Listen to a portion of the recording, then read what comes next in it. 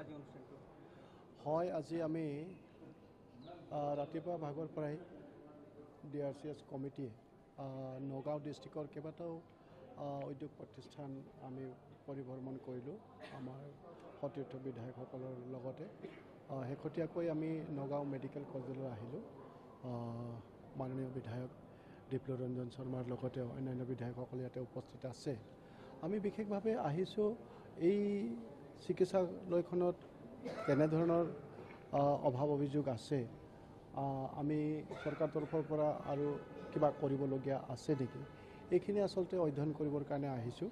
আমি ইতিমধ্যে প্ৰিন্সিপাল আৰু ছুপাৰিণ্টেণ্ডেণ্টসকলৰ ডক্টৰসকলৰ লগত আলাপ আলোচনা কৰিলোঁ। ইয়াৰ পাছতে আমাৰ আয়ুক্ত কাৰ্যালয়ত এখন সভা আমি অনুষ্ঠিত কৰিম, ৰিভিউ মিটিং এখন কৰিম আৰু তাতেই বিতংভাৱে এই মেডিকেল কলেজখনৰ বিষয়ে তেখেতসকলে আমাক অৱগত কৰিব আৰু নিশ্চিতভাৱে আমাৰ এই কমিটিখনৰ জৰিয়তে আমি ৰিকমেণ্ডেশ্যন চৰকাৰলৈ পঠিয়াম যাতে য'তে ইয়াতে কিবা অভাৱ আছে সেইখিনি যাতে শীঘ্ৰে ব্যৱস্থা গ্ৰহণ কৰা হয় আৰু এই বিদ্যালয়খনৰ পৰা সম্পূৰ্ণভাৱে ৰাইজৰ চিকিৎসা প্ৰদান কৰিব পৰা এটা ভাল সুন্দৰ এটা পৰিৱেশ যাতে প্ৰতিষ্ঠা হয় তাৰ কাৰণে আমি কামখিনি আগবঢ়াই লৈ যাম।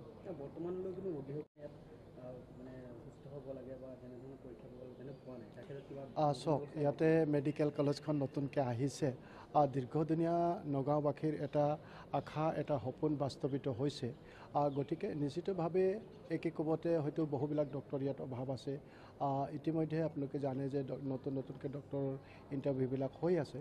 ডক্টৰৰ এপইণ্টমেণ্টৰ কথা আছে। নিশ্চিতভাৱে ডক্টৰ সকলো আহিব আৰু লগতে বিভিন্ন ধৰণৰ মেচিনেৰীখিনিও হয়তো আহি আছে।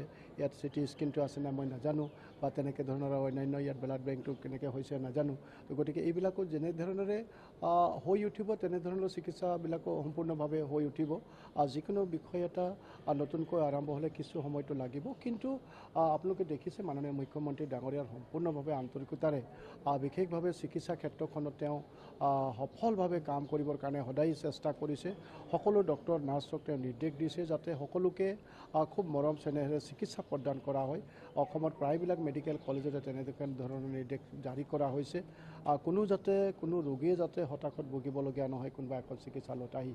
আৰু আমাৰ বাবে সৌভাগ্যৰ কথা যে ইয়াতে ডিপ্লু ৰঞ্জন ডাঙৰীয়া বিধায়ক হিচাপে দায়িত্ব বহন কৰি এখন মেডিকেল কলেজ এটালৈ আহিছে আৰু আমি আশাবাদী যে এখেতৰ নিৰ্দেশনাত নিশ্চিতভাৱে ইয়াৰ যিখিনি অভাৱ অভিযোগ আছে আমি DRC কমিটিৰ তৰফৰ পৰা মাননীয় মুখ্যমন্ত্ৰী ডাঙৰীয়াক অৱগত কৰিম আৰু ডিপ্লু ৰঞ্জন ডাঙৰীয়া নিজেও ইয়াত চোৱা চিতা কৰি থাকিব।